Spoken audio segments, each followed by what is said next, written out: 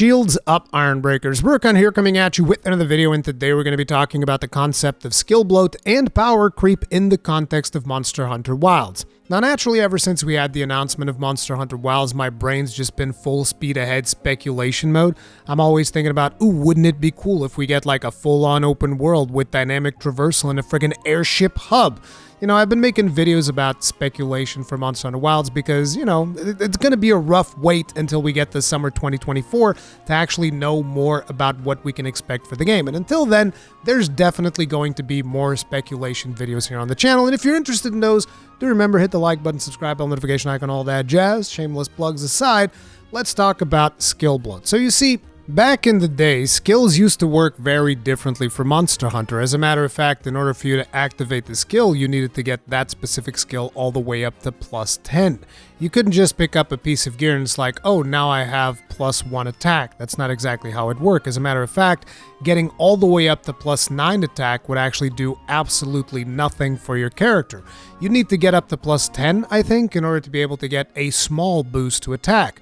Then you would need to get up to like plus 15 in order to get a medium boost to attack, and all the way up to plus 20 to get a large boost to attack, which would be something similar to like attack plus 7 now in the game, maybe something along those lines. And you might be thinking, wow, that sounds absolutely miserable, but the reality was that getting a skill up to plus 10 to the point where it would actually activate and have any kind of effect on your character actually felt great, because it was, oh, I finally activated one of my skills, let's see how many more I'm going to be able to activate.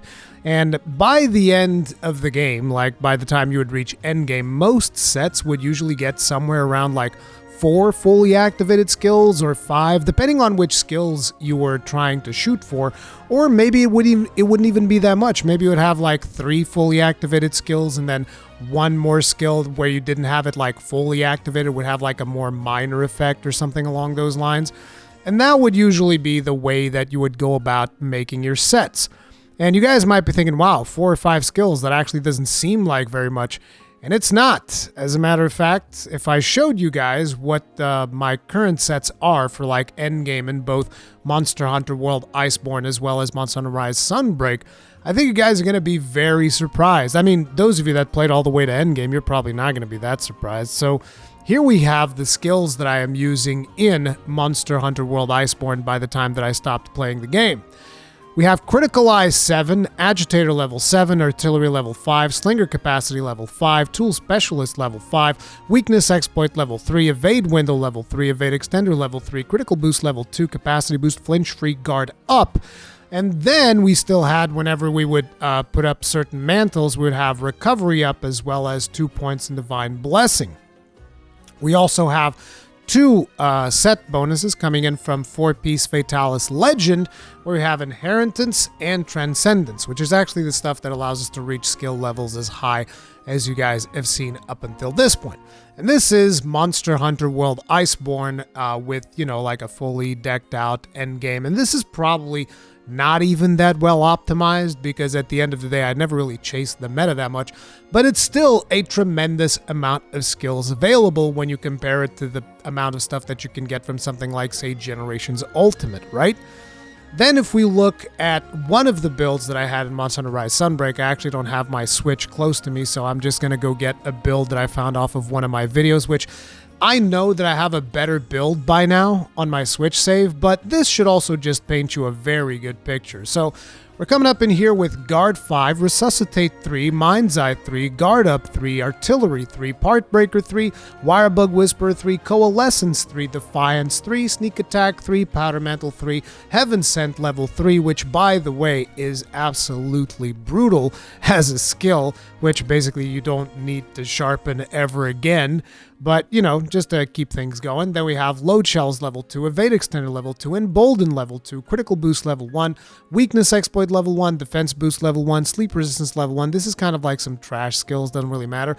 But then we also have Bloodlust, which is important, Intrepid Heart level 1, Wind Mantle level 1, and Frenzied Bloodlust level 1. I'm winded just from reading all of that stuff, okay? This is the ridiculous amount of skills that we're getting both in Monster Hunter World as well as Monster Hunter Rise Sunbreak. Now, I understand that for a lot of people, if you've started with Monster Hunter World, maybe you're actually of the opinion that this is the right way to go. And I'm not going to completely disagree with you. I'm just putting forward the question. Is this what we want as a community? I have my own personal preferences. I would actually like to see things dialed back down a little bit more, and we'll talk more about that.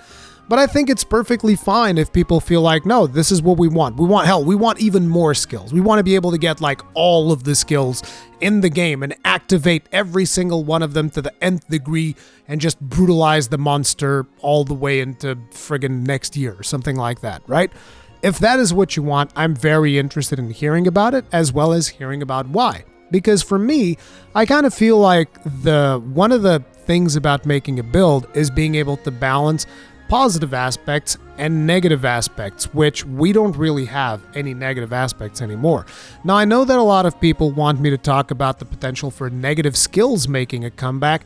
I think that ship has sailed. I don't really think we're going to be seeing negative skills in a Monster Hunter game, which for those of you that are not familiar with that particular concept, the idea would be, for instance, if you wanted to get something like Razor Sharp, it would be very hard for you to get both Razor Sharp as well as Sharpness. Now, there are certain sets that you can play around.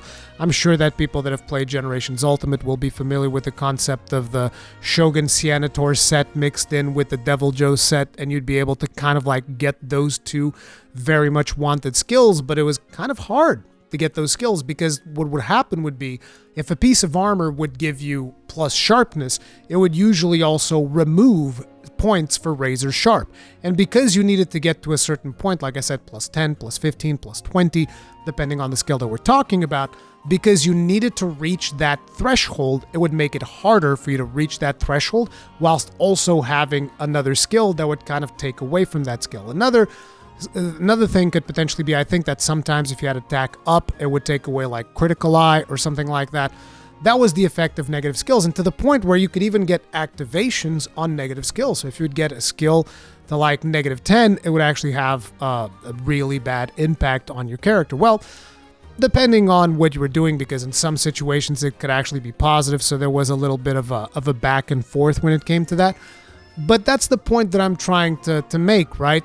It would be a balancing act for you to make your perfect build, and the perfect build would still have a certain amount of weaknesses.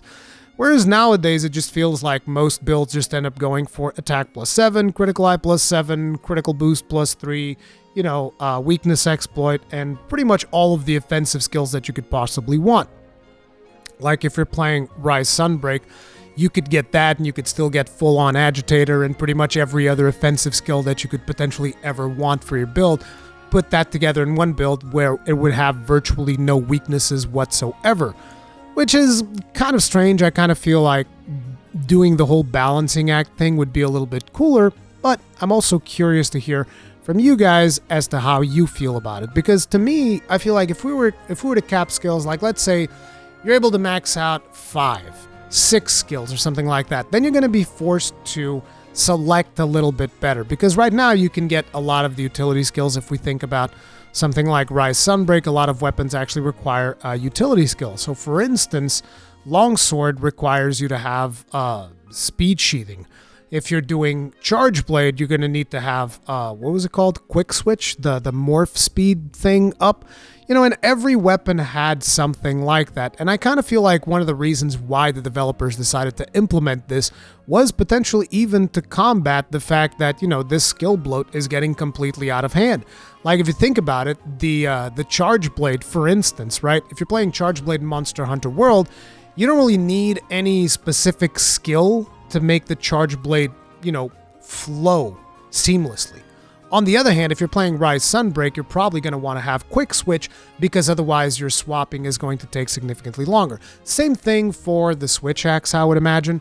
There's a little bit of back and forth there, and it does feel like some of these skills were implemented into Monster Hunter Rise Sunbreak, Rise and Sunbreak specifically to kind of like curb the ridiculous skill bloat and power creep that we're getting.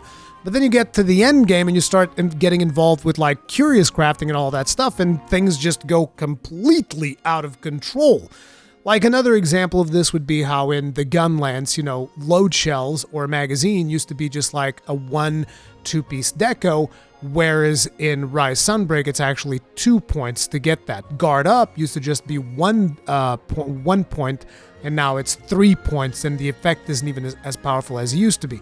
So it does feel like Capcom is trying to combat this, but in a lot of ways, to me, it's just like, we just need to, have less skills, but make those skills more meaningful, as opposed to what we did with Rise Sunbreak, where a lot of the skills became less meaningful and required more point investment. And at the end of the day, you still end up with all the skills that you could possibly ever want. That's another thing. Like, I hope Curious Crafting doesn't come back at all, because I did not have a good time playing around with that system. But I'm curious to hear from you guys. Do you think that we should go back? And I'm not saying go back to the point where, like, oh yeah, we need to stack plus 10 attack in order to be able to, to get like one little bit of attack. I think that the new skill system works pretty good in terms of presenting the skills to the players. I just feel like once you start getting into master rank and whatnot, that the skills just get a little bit out of control, and the amount of skills that you can achieve with certain sets are a little bit too much. I wanted to see in future Monster Hunters, I want there to be like maybe even some clear disadvantages, like, hey, if you're playing with artillery, maybe you deal less attack damage, but at that point you have to make artillery be more meaningful. So you have to make a choice. Do you want to have the true damage of an artillery weapon, or do you want to do like a more hybrid playstyle, and do you want to go for more attack? I think that these are all valid things, having actually to make choices, as opposed to just like, no, I'm just gonna go ahead and grab all of the possible skills that I could ever want, put those into a build, and I'm good to go. But again, this is just me theory crafting and thinking about all of the different things that we might be getting with Monster Hunter Wilds.